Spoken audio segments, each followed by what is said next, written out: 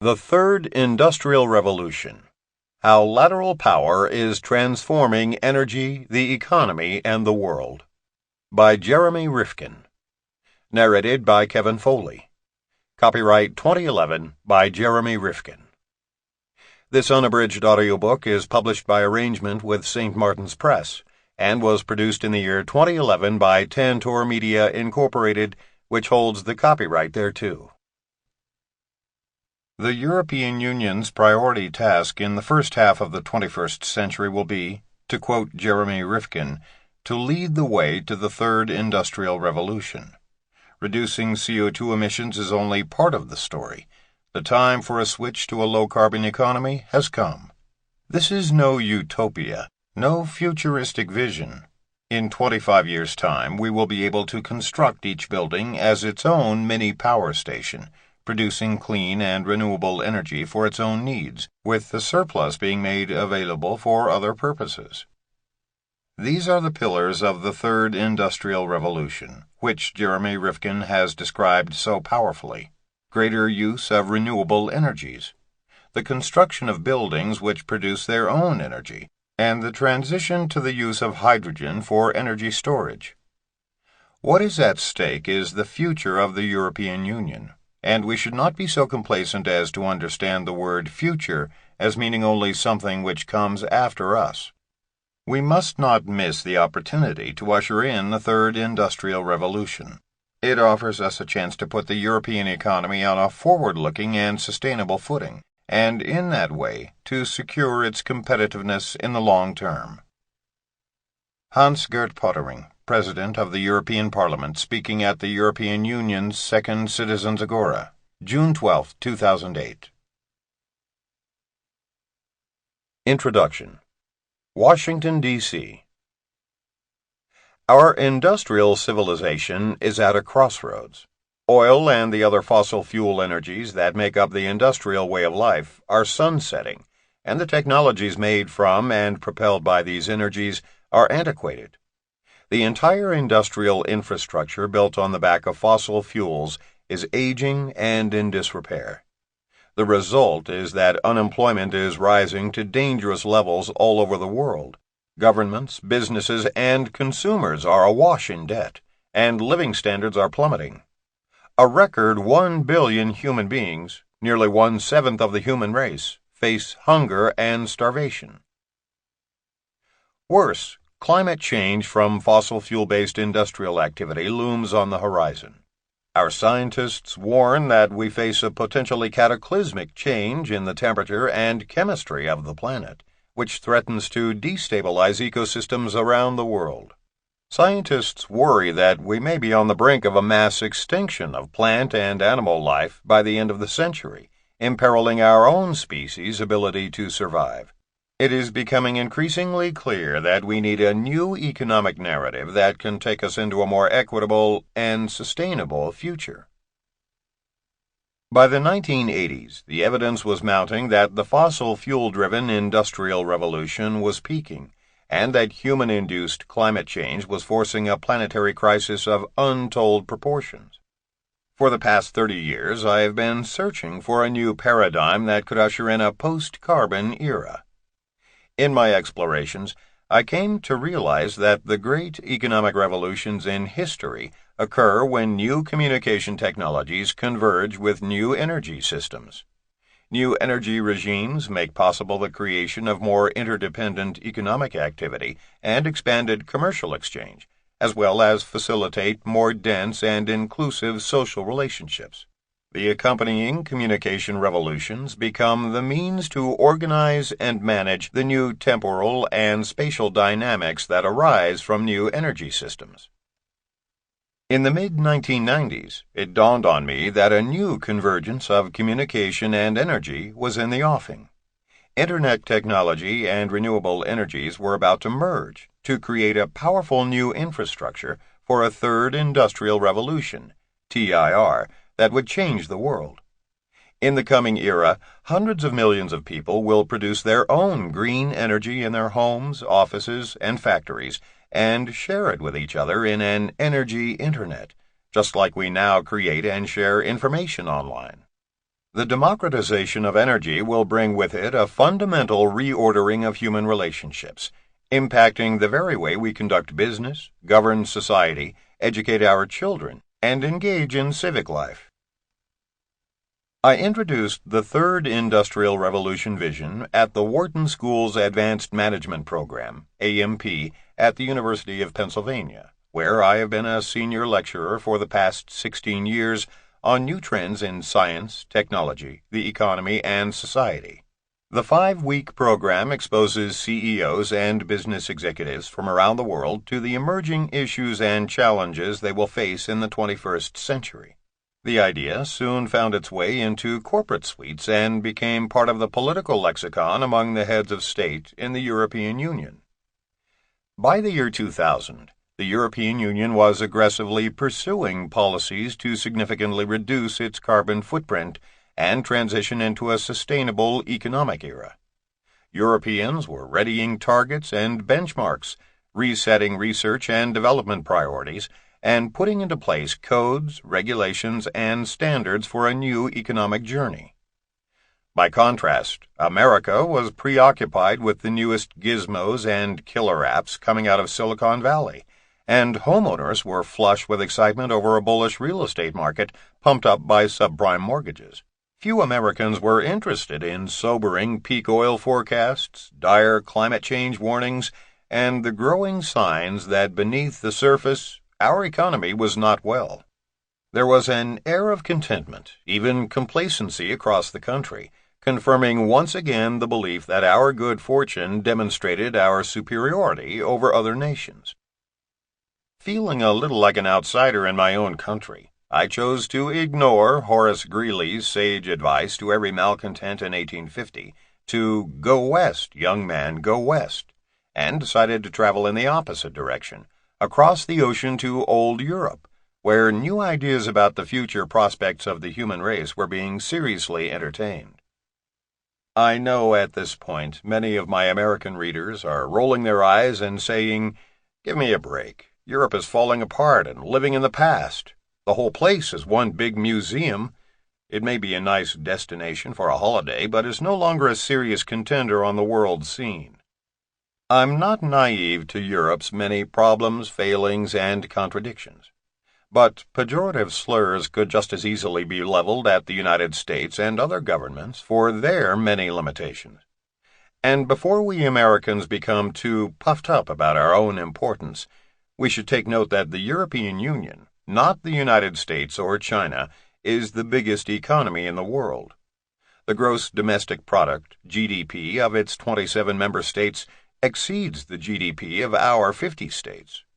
While the European Union doesn't field much of a global military presence, it is a formidable force on the international stage. More to the point, the European Union is virtually alone among the governments of the world in asking the big questions about our future viability as a species on Earth. So I went east. For the past 10 years, I've spent more than 40% of my time in the European Union, sometimes commuting weekly back and forth across the Atlantic, working with governments, the business community, and civil society organizations to advance the Third Industrial Revolution.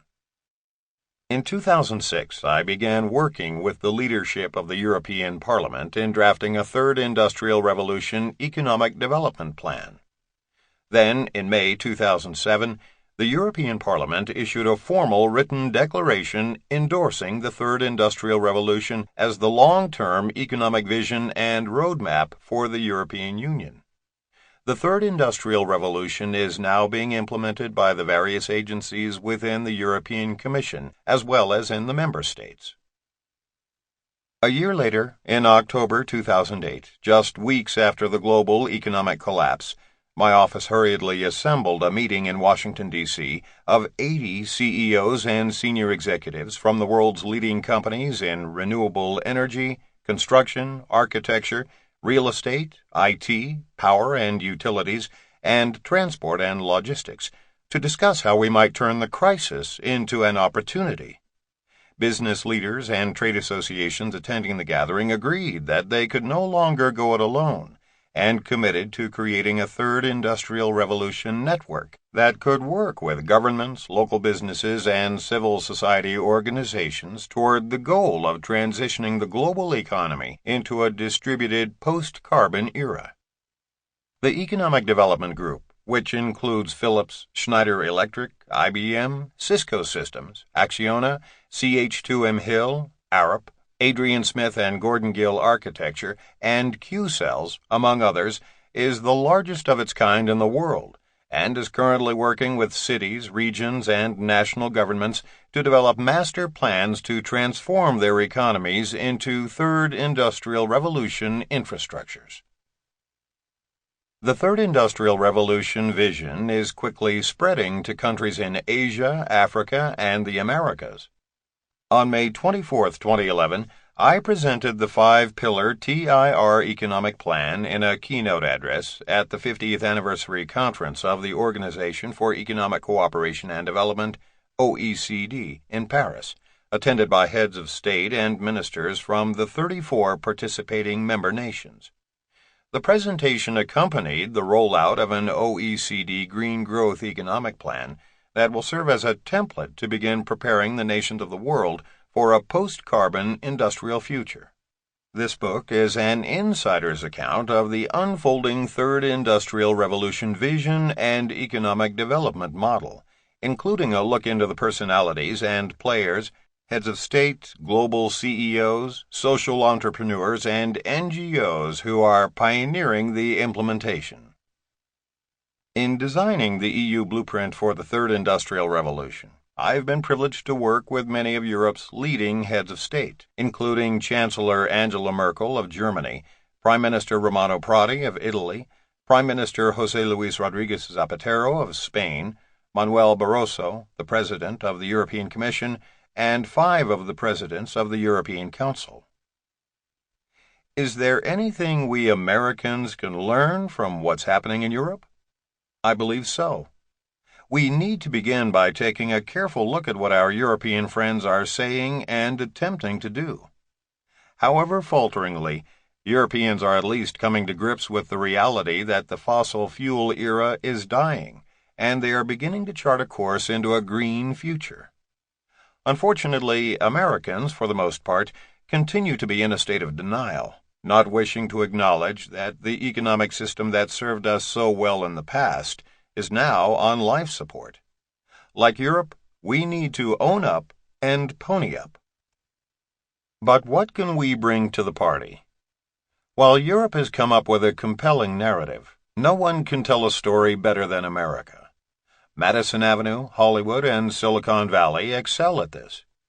What has distinguished America is not so much our manufacturing acumen or military prowess, but our uncanny ability to envision the future with such vividness and clarity that people feel as if they've arrived even before they've left the station. If and when Americans truly get the new Third Industrial Revolution narrative, we have the unequaled ability to move quickly to make that dream a reality. The Third Industrial Revolution is the last of the great industrial revolutions, and will lay the foundational infrastructure for an emerging collaborative age. The 40-year build-out of the TIR infrastructure will create hundreds of thousands of new businesses and hundreds of millions of new jobs. Its completion will signal the end of a 200-year commercial saga characterized by industrious thinking, entrepreneurial markets, and mass labor workforces, and the beginning of a new era marked by collaborative behavior, social networks, and boutique professional and technical workforces.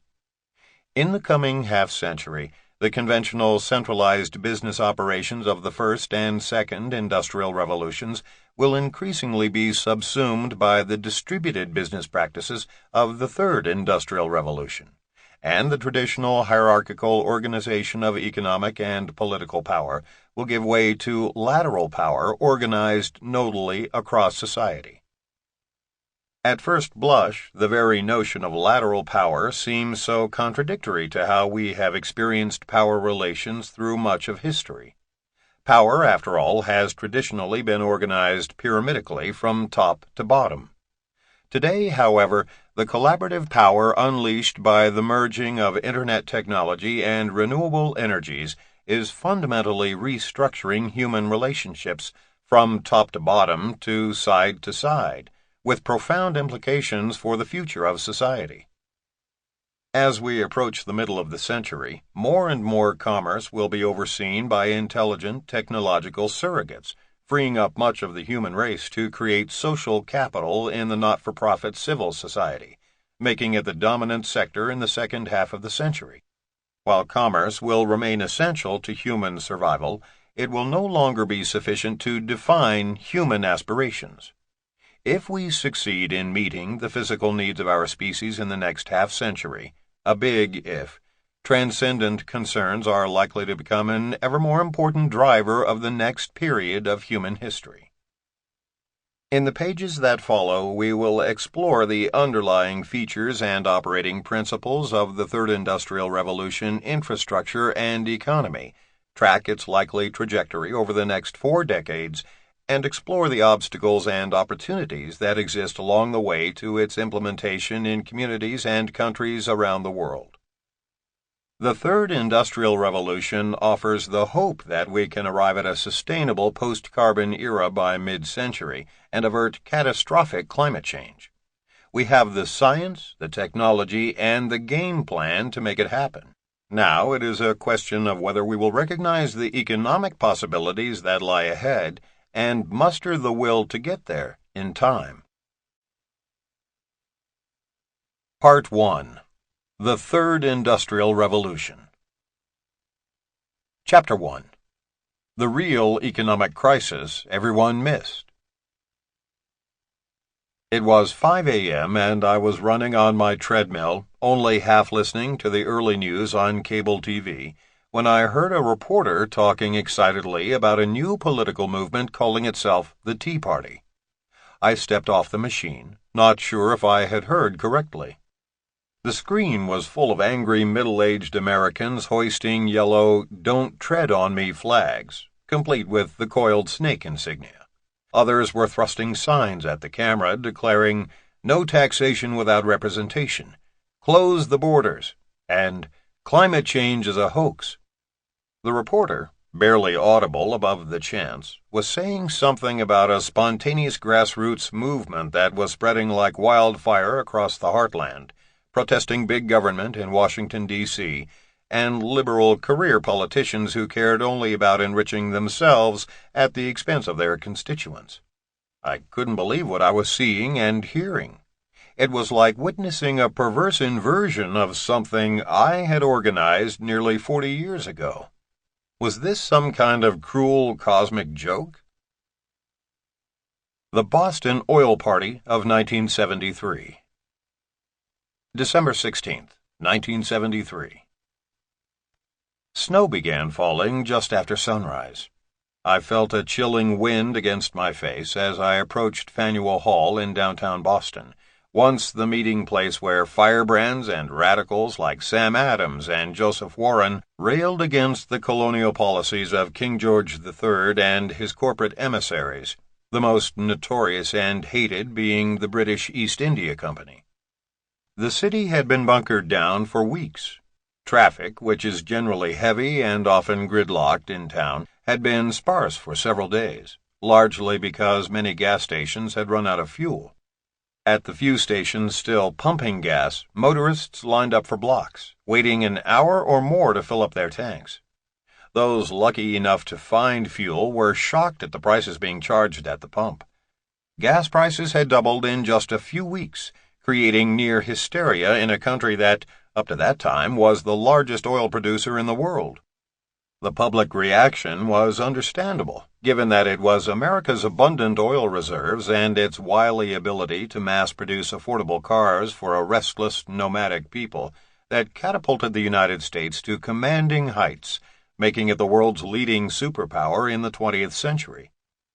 The jolt to our national pride came without warning.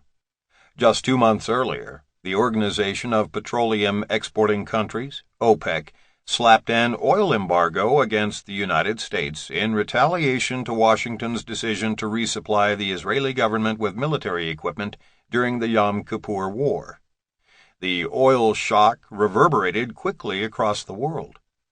By December, the price of oil on the world market had shot up from $3 per barrel to $11.65. Panic ensued on Wall Street and on Main Street. The first and most obvious sign of the new reality was at neighborhood gas stations. Many Americans believed that the giant oil companies were taking advantage of the situation by arbitrarily spiking prices to secure windfall profits. The mood among motorists in Boston and around the country quickly turned sour. This was the backdrop for the tumultuous event that would unfold on the Boston Wharf on December 16, 1973. The day marked the 200th anniversary of the famed Boston Tea Party, the seminal event that galvanized popular sentiment against the British Crown. Angered over a new tax imposed on tea and other products being exported to the American colonies by the mother country, Sam Adams spurred on a band of discontents, some of whom dumped tea cargo in the Boston harbor. "No taxation without representation" quickly became the banner cry of the radicals. This first act of open defiance of British rule set off a series of reactions and counter-reactions by the monarchy and its upstart 13 colonies that would end in the Declaration of Independence in 1776 and the Revolutionary War. In the weeks leading up to the anniversary, a groundswell of anger was building up against the giant oil companies.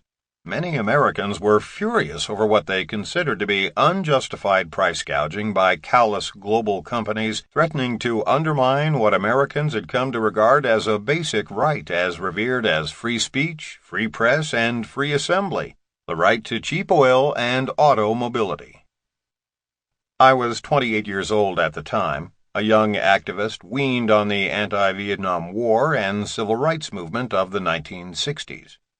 A year earlier, I had launched a national organization, the People's Bicentennial Commission, which I hoped would serve as a radical alternative to the official American Bicentennial Commission established by the Nixon administration to commemorate the various historical events leading up to the 200th anniversary of the signing of the Declaration of Independence in 1776.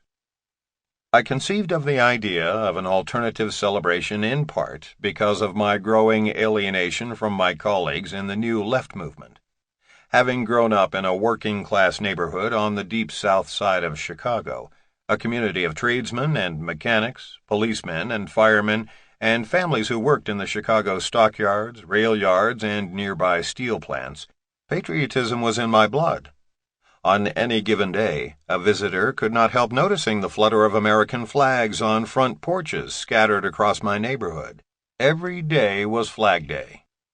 I was raised on the American dream and developed a deep appreciation for the radical sentiments of our founding fathers, Thomas Jefferson, Benjamin Franklin, Thomas Paine, George Washington, the small group of revolutionary thinkers who put their lives on the line in pursuit of the inalienable human rights to life, liberty, and the pursuit of happiness.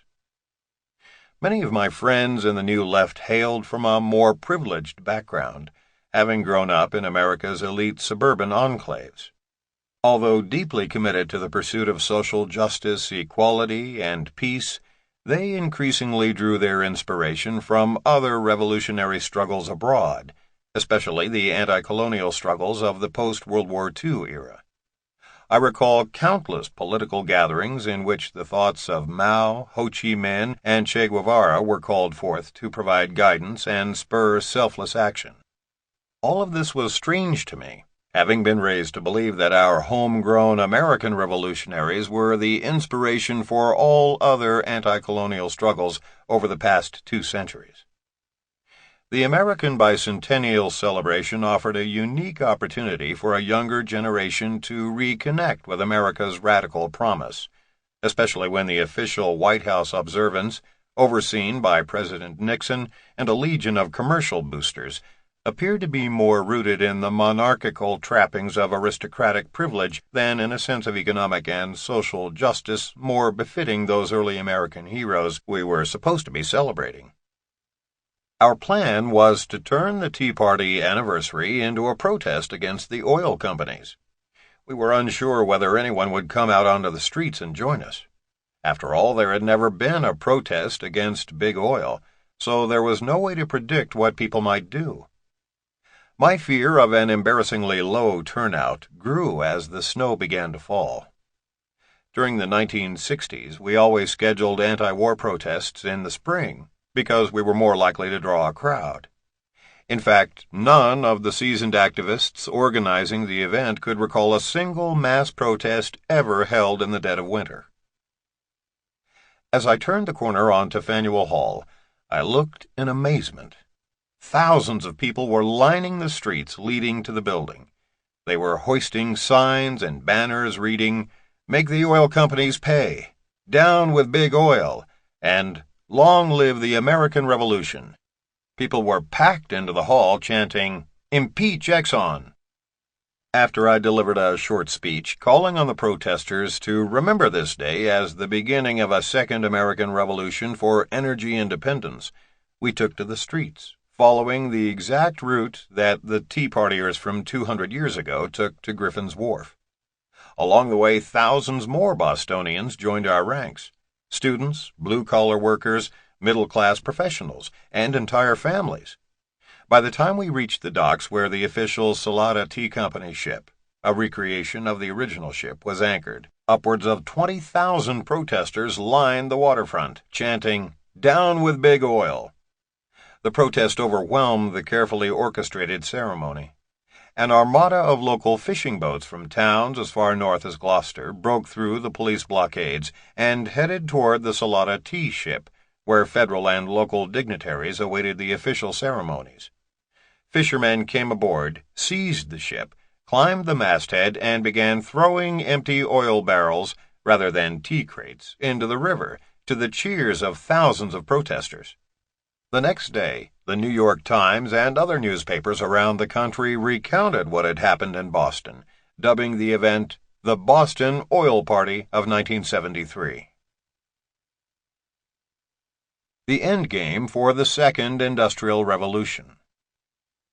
35 years later, in July 2008, the price of oil on the world market peaked at a record $147 per barrel. Just 7 years earlier, oil was selling at under $24 per barrel. In 2001, I suggested that an oil crisis was in the making and that the price of oil might tip over $50 per barrel within a few short years. My comments were greeted with widespread skepticism and even derision. "Not in our lifetime," came the retort from the oil industry, as well as most geologists and economists. Shortly thereafter, the price of oil dramatically rose. When the price went over $70 per barrel in mid-2007, the price of products and services across the entire global supply chain began to rise as well, for the simple reason that virtually every commercial activity in our global economy is dependent on oil and other fossil fuel energies. We grow our food in petrochemical fertilizers and pesticides. Most of our construction materials, cement, plastics, and so on, are made of fossil fuels, as are most of our pharmaceutical products. Our clothes, for the most part, are made from petrochemical synthetic fibers. Our transport, power, heat, and light are all reliant on fossil fuels as well. We have built an entire civilization on the exhumed carbon deposits of the Carboniferous period. Assuming our species somehow manages to survive, I often wonder how future generations living 50,000 years from now will regard this particular moment in the human saga. They will likely characterize us as the fossil fuels people, and this period as the carbon era, just as we have referred to past periods as the Bronze and Iron Ages. When the price of oil passed the $100 per barrel mark, something unthinkable just a few years earlier, spontaneous protests and riots broke out in 22 countries because of the steep rise in the price of cereal grains, tortilla protests in Mexico, and rice riots in Asia. The fear of widespread political unrest sparked a global discussion around the oil-food connection. With 40% of the human race living on $2 per day or less, even a marginal shift in the price of staples could mean widespread peril. By 2008, the price of soybeans and barley had doubled. Sample complete. Ready to continue?